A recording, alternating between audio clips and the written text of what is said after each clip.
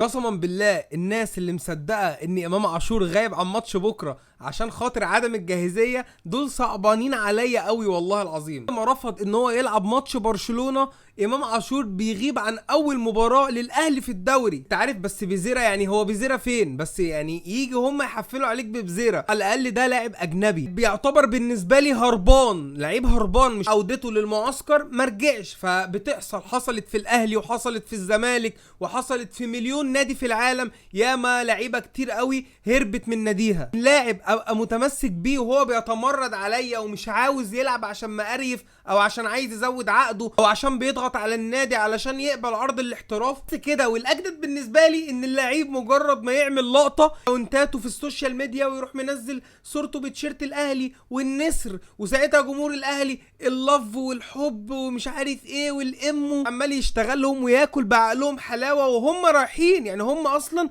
بلعين الطعم. يقول لك اصل جمهور الزمالك بيصيط اللعيبه، اصل جمهور الزمالك بيجي على حساب اللعيبه على حساب النادي وبيدلع ويدادي. طب وانتوا ايه بتعملوا ايه دلوقتي مع امام عاشور؟ امام عاشور حرفيا هو بيلعب بالاهلي كوره وعادي. في ناس لغايه دلوقتي بتدافع عن امام عاشور. على فكره انا بالنسبه لي انا كزملكاوي انا مبسوط باللي بيعمله امام عاشور، انا بس ببروز اللي جمهور الاهلي بيقولوا على جمهور الزمالك وهم بيعملوا زيه بالظبط. هنشيل الطين فوق دماغنا بس مش هنشمت جمهور الزمالك فينا حتى لو بنيجي على نادينا. هو ده اللي ماشي بيه مجلس اداره الاهلي وبعض من جمهور الاهلي، مش كل جمهور الاهلي، لان في ناس كتير قوي من جمهور الاهلي رافضه اللي امام عاشور بيعمله ده، ودول طبعا اعداد قليله قوي يعني الا من رحم ربي. خليك دايما مقتنع ان امام عاشور غايب بكره عشان عدم الجاهزيه، اكيد طبعا يعني.